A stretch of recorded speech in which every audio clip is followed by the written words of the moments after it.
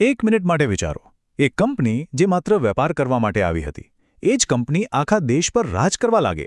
આ કોઈ ફિલ્મની વાર્તા નથી, આ આપણા ભારતનો ઇતિહાસ છે.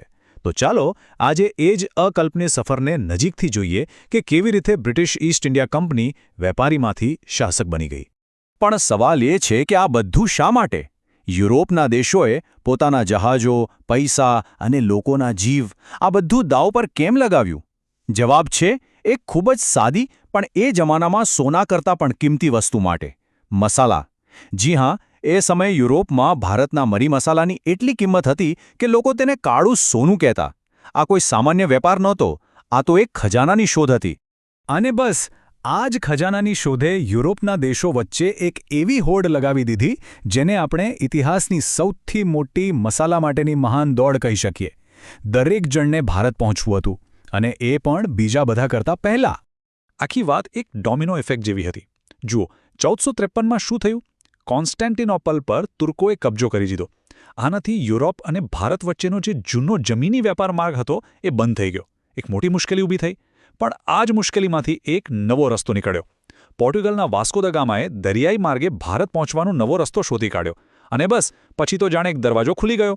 પહેલાં પોર્ટુગીઝ આવ્યા, પછી 1600ની સાલમાં બ્રિટિશ ઈસ્ટ ઇન્ડિયા કંપનીને પરવાનો મળ્યો, અને એમને જોઈને ડચ, ડેનિશ, ફ્રેન્ચ બધા જ આ સોનાની ચીડિયા જેવા ભારતમાં પોતાનો હિસ્સો લેવા દોડી આવ્યા. શરૂઆતમાં તો બધાનો હેતુ એક જ હતો: વેપાર. પણ આ ભીડમાં એક કંપની એવી હતી જેના ઈરાદા કંઈક જુદા જ હતા: બ્રિટિશ ઈસ્ટ ઇન્ડિયા કંપની. એમની નજર ખાલી નફા પર નહોતી, એમની નજર હતી જમીન અને સત્તા પર. અને એમની આ જ મહત્વાકાંક્ષાએ ભારતના ઇતિહાસની દિશા જ બદલી નાખી. પણ એક વાત સમજવા જેવી છે: અંગ્રેજોનું રાજ કંઈ રાતોરાત નથી આવી ગયું. લગભગ 150 વર્ષ સુધી તો તેઓ પણ બીજા બધા યુરોપિયન વેપારીઓ જેવા જ હતા. તો પછી અચાનક એવું તો શું થયું કે એક વેપારી કંપની જોતજોતામાં આખા દેશની માલિક બની બેઠી? આ બદલાવ આવ્યો ક્યાંથી? આ સવાલનો જવાબ છુપાયેલો છે ઇતિહાસના એક યુદ્ધમાં: 1757નું પ્લાસીનું યુદ્ધ. કદાચ ભારતના ઇતિહાસમાં આનાથી મોટો કોઈ ટર્નિંગ પોઈન્ટ નથી.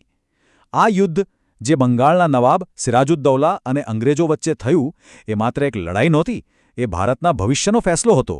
પ્લાસી પહેલાં અને પછીની સ્થિતિમાં જમીન આસમાનનો ફરક હતો. યુદ્ધ પહેલાં અંગ્રેજો માત્ર પોતાની કોઠીઓ કે કિલ્લાઓ સુધી સીમિત વેપારી હતા, પણ યુદ્ધ પછી તેઓ બંગાળની અસલી તાકાત બની ગયા. આ યુદ્ધમાં સિરાજુદ્દૌલાની હારનું મુખ્ય કારણ હતું મિર્ઝાફરનો દગો.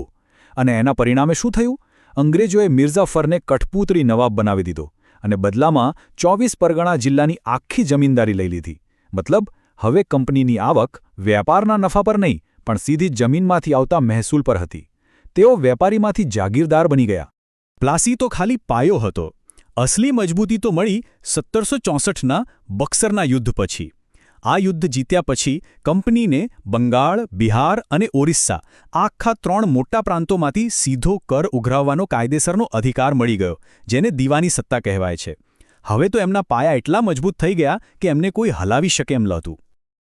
પણ એક વાત માનવી પડે: અંગ્રેજોની સૌથી મોટી તાકાત એમની તલવાર નહોતી, પણ એમનું ભેજું હતું.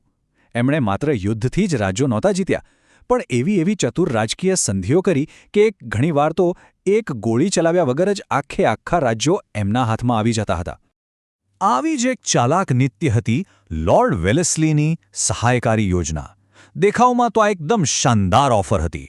અંગ્રેજો ભારતીય રાજાઓ પાસે જઈને કહેતા, તમારે ચિંતા કરવાની કોઈ જરૂર નથી, તમારા રાજ્યની સુરક્ષા હવે અમારી જવાબદારી. કોને ન ગમે આવી ઓફર? પણ આ સુરક્ષાની અસલી કિંમત હતી આઝાદી. શરતો એવી હતી કે રાજાએ પોતાના જ રાજ્યમાં તૈનાત અંગ્રેજ સૈન્યનો બધો ખર્ચ ઉઠાવવો પડતો. એટલું જ નહીં, એ રાજા અંગ્રેજોની પરવાનગી વગર બીજા કોઈ રાજ્ય સાથે સંબંધ પણ ન બાંધી શકતો. એના દરબારમાં એક અંગ્રેજ રેસિડેન્ટ હંમેશા બેઠો રહેતો, જે બધી બાબતો પર નજર રાખતો.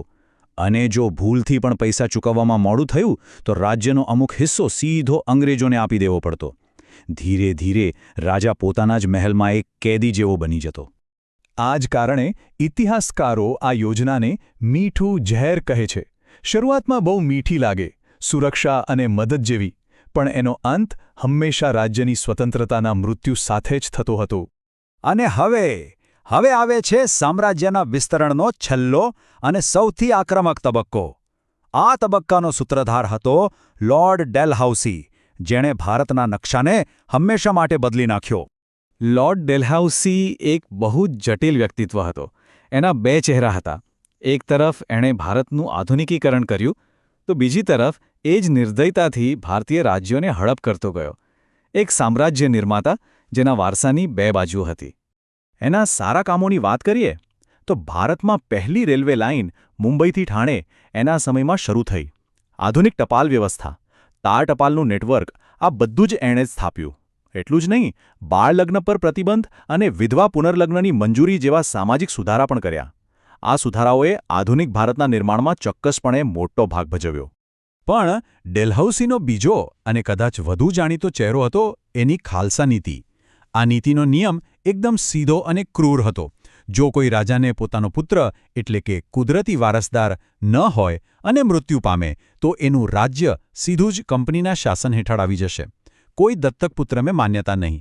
આ નીતિનો ઉપયોગ કરીને જ એણે સતારા, નાગપુર અને પંજાબ જેવા અનેક મોટા અને સમૃદ્ધ રાજ્યોને બ્રિટિશ સામ્રાજ્યમાં ભેળવી દીધા. તો આ બધી રાજકીય ઉથલપાથલની દેશની અર્થવ્યવસ્થા અને સામાન્ય માણસના જીવન પર શું અસર થઈ, આ સમજવું ખૂબ જ જરૂરી છે. આ એક ચિત્ર આખી કહાણી કહી દે છે. અંગ્રેજોના આવતા પહેલાં ભારત શું હતું? ભારત પોતાના ઉચ્ચ ગુણવત્તાવાળા કાપડ, રેશમ, મલમલ અને મસાલા જેવી તૈયાર વસ્તુઓ દુનિયાભરમાં વેચતું હતું. આપણે એક એક્સપોર્ટર હતા. પણ અંગ્રેજી શાસન હેઠળ શું થયું? આપણે બ્રિટનની ફેક્ટરીઓ માટે ખાલી કાચો કપાસ ઉગાડતા ખેડૂત બની ગયા અને પછી એ જ ફેક્ટરીઓમાં બનેલો માલ ખરીદનારા ગ્રાહક બની ગયા. આને કહેવાય સંપૂર્ણ આર્થિક ઉલટફેર. અને આ બદલાવની અસર કેટલી ભયાનક હતી એનો અંદાજો આ આંકડા પરથી લગાવી શકાય છે. 100 વર્ષ, માત્ર 100 વર્ષના કંપની શાસનમાં જે બંગાળ એક સમયે ભારતનો સૌથી સમૃદ્ધ પ્રાંત ગણાતો હતો, એ અંગ્રેજોની શોષણખોર નીતિઓને કારણે આર્થિક રીતે બરબાદ થઈ ગયો. ભારતના નાના મોટા ઉદ્યોગો ખતમ થઈ ગયા, ખેતી ભાંગી પડી અને વેપાર સંપૂર્ણપણે અંગ્રેજોના હાથમાં ચાલ્યો ગયો. ઈસ્ટ ઇન્ડિયા કંપનીની આ આખી વાર્તા આપણને બહુ મોટા સવાલ પર લાવીને ઊભી રાખે છે. જરા વિચારો, જો આજના જમાનામાં કોઈ પ્રાઇવેટ કંપની પોતાની આર્મી બનાવે, બીજા દેશો સાથે સંધિઓ કરે અને કોઈ દેશ પર શાસન કરવાનો પ્રયાસ કરે, તો આપણે એને શું કહીશું? આ સવાલ માત્ર ઇતિહાસનો નથી, પણ વર્તમાનમાં કોર્પોરેટ પાવરની હદ શું હોવી જોઈએ એની પણ ચેતવણી આપે છે. જવાબ કદાચ ઇતિહાસમાં છુપાયેલો છે.